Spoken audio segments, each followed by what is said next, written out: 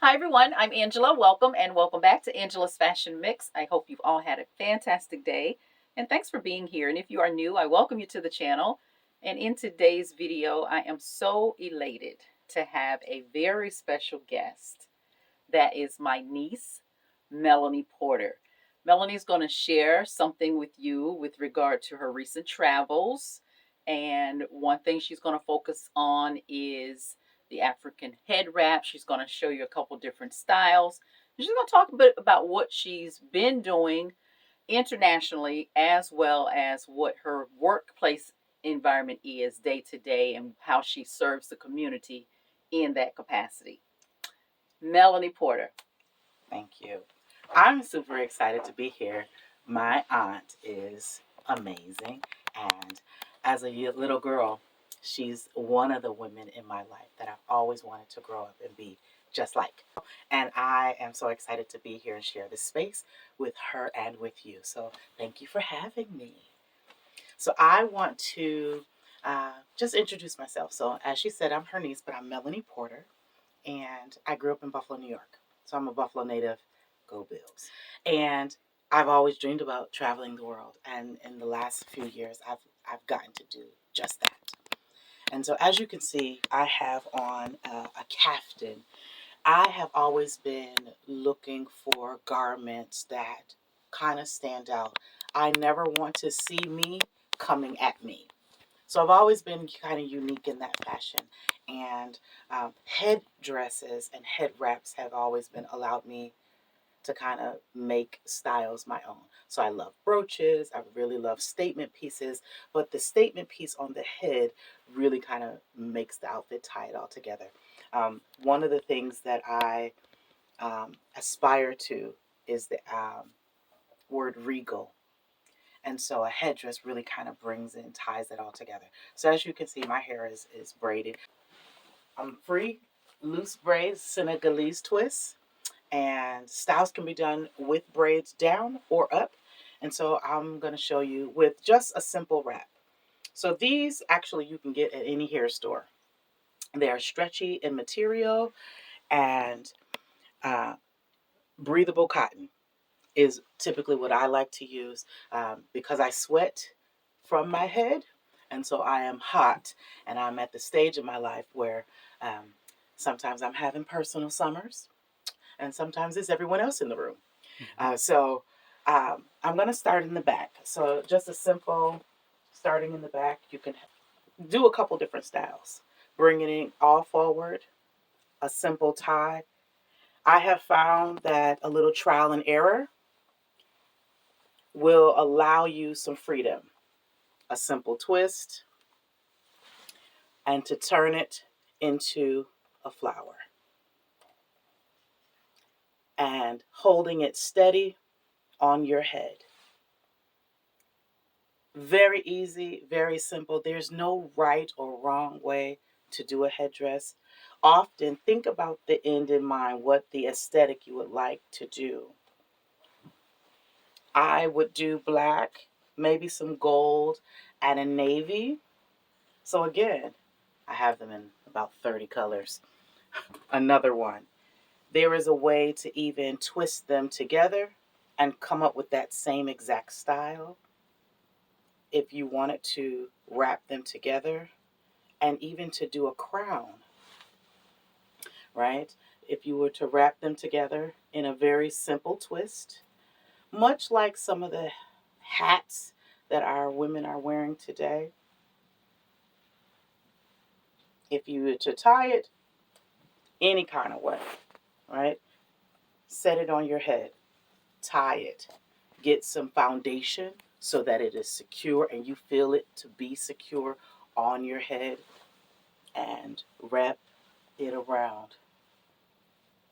Again, tying it, twisting it, creating the whatever the illusion that you want it to look like so it stays affixed to your head. This is the finished look of a crown.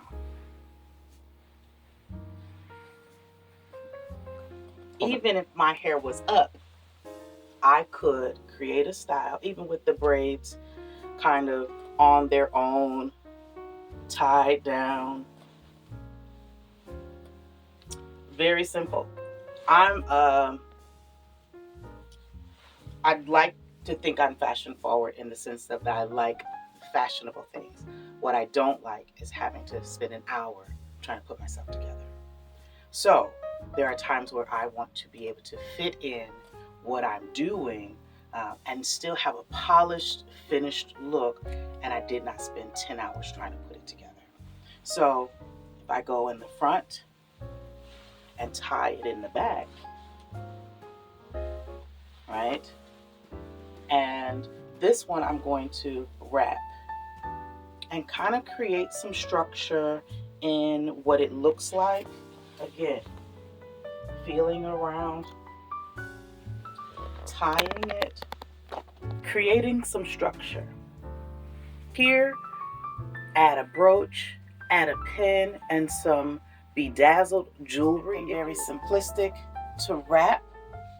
I want to be able to bejewel it with an added brooch that you can then bedazzle it with, something to still bring it all together and be elegant. Having a headdress, whether you're having a good hair day or not, can still tie all of your fashion together. When you have braids or whatever your hairstyle is, even if you would like to just be stylish with the headdress and it has nothing to do with a bad hair day. I often wear African garments to fashionable events. So galas, dinners, being a church girl, there's always some event, there's an anniversary, there's some type of something that we're celebrating. And so I always want to be able to be presentable. And so I would add a little color, a little pizzazz. This wrap is long. It's not very wide. And so it's going to create a little bit of different structure because the texture of this textile is very different. So it's not stretchy. It is what it is. It's not going to give you a lot of give. However, it will allow you to form it differently. So you may need things like some straight pins or some hat pins in order to create a look that you would like to go for. And so often with this, I have right over top, I may wanting to create a crown. So in my position, I am the senior director at a community action agency called the Community Action Organization of Western New York. I'm the senior program director of the Hope Initiative. And so I'm thinking about now, like what graduation ceremonies are going to look like. And I'm thinking about what headdress I may wear to our formal event. If this would be the type of headdress that I would wear, and I would have some pins to maybe make it stand up. It's not a gele. However, I would want to create the illusion, right, of a flower opening. And I would take that and even that brooch from earlier and stick a pin in it, right? It's never too much. Play around with it. Even if I wanted to tie the other end up or tuck it in, there's so many ways to allow the headdress to be the statement piece. And so when I am at church or at a function, I get compliments and, oh my goodness, how did you do that? I played around in the mirror for a little while. I tucked, I untucked. I took it in, I took it down. I played around, I twisted it, I untwisted it. I put a pin in it, I took the pin out. There's no right way, there's no wrong way to create the elegant look of a headdress. Auntie is going to let me style her.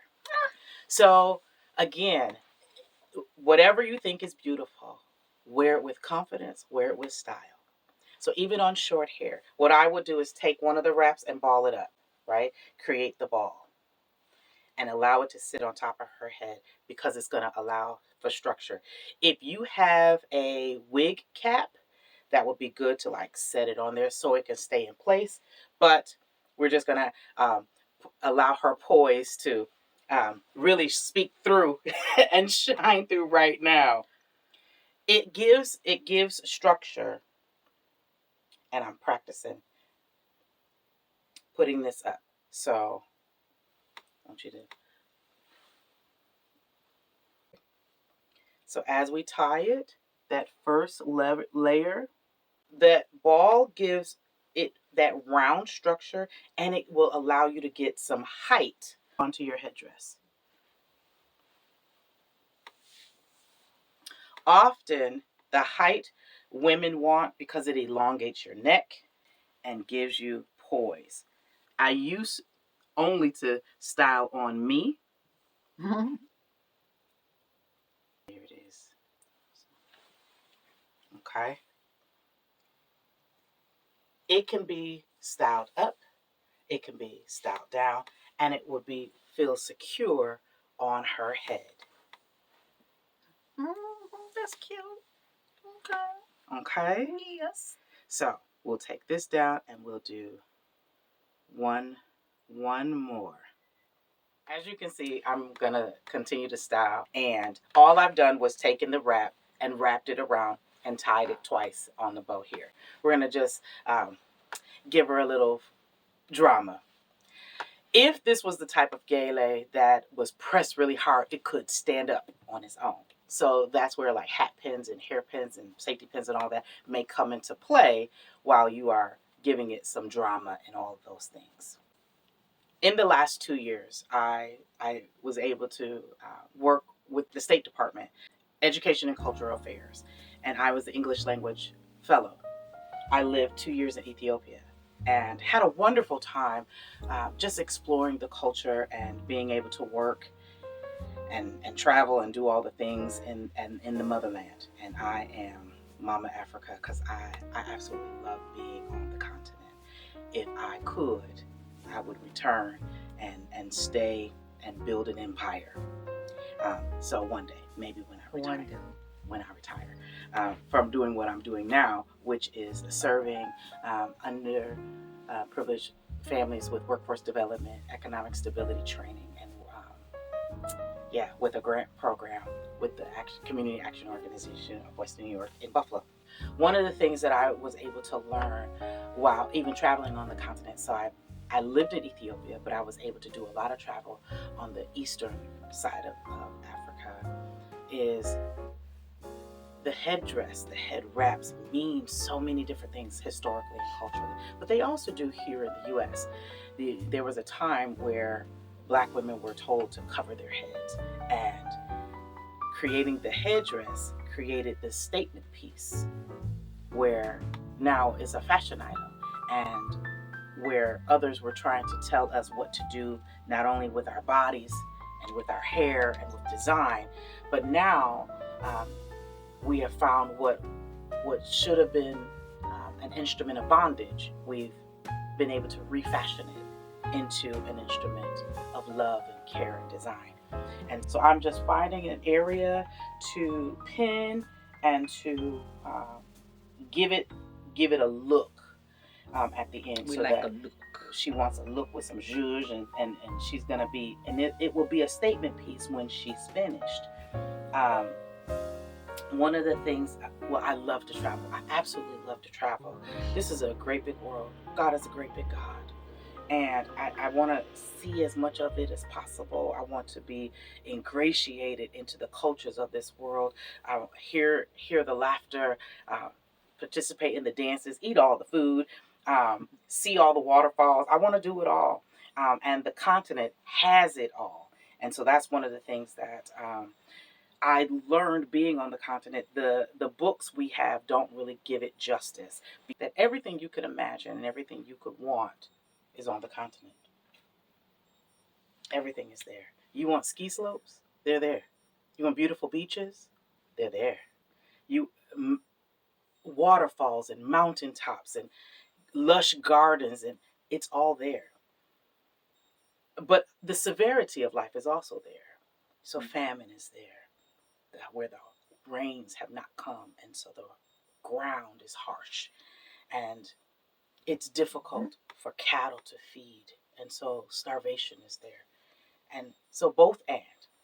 So is this a little drama for a queen? It's a little drama. It's a little drama It's for a little a queen. bit of drama. I love being able to experience the motherland from the motherland.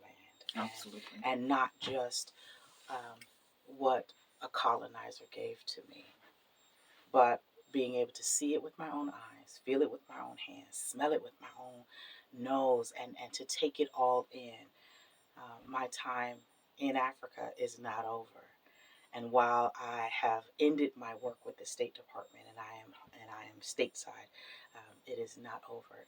Africa is not lost on me. And so while I am in transition, uh, my doctorate in nonprofit management and leadership hopefully will take me to some more places unknown. And so I'm just open. So as the queen, Aunt Angie sits on her throne, I also will sit on mine, and we can rule together. And I appreciate you being able to let me into your audience. Thank you for having me. I hope that I was able to share a little bit with you as you face the world. Do so in elegance. So thank you, Melanie. I hope you all enjoyed the video, and if you wear headdresses or head wraps and looking for some new styles, hopefully one of these will resonate with you for your upcoming events. And I want to thank Melanie for taking time to share in this way. She's very knowledgeable about the continent of Africa and all things that are going to be of interest to those of you that may be traveling abroad, Ethiopia and Uganda, Tanzania, Kenya, South Africa, Zanzibar, which is my favorite. Zanzibar is a favorite. So if you're exploring any of those possibilities for the African travels that you may have coming up, take a look at those. I've seen amazing photos of all of her travels, and she's actually in high demand. Actually, thankfully, Yeah. she was supposed to be in Uganda Today. right now, but you probably have heard about the Ebola outbreak, and God directs us. Things happen, and they happen for a reason. She would have been there and in the middle of this situation. So thankfully, she is not. She is here with me today. And while I have your attention, she's here for two reasons. One, because she did not go to Uganda, but some of you heard in my last sale that I lost a dear cousin, and she is here with me as we'll be traveling to the services on Saturday. So she flew in this morning. We'll be traveling tomorrow, and I do solicit your prayers for the family. This is hard. It was unexpected, and we've lost a really important part of our family. So I thank you in advance. Thank you, Melanie, for being here, and we will see you in the next video. So maybe the next time she's in town, she'll be able to share something else wonderful and amazing. Until next time, everyone, have a fantastic start to your week, and we will see you in the next video. Take care. Bye. Thank you. Love you.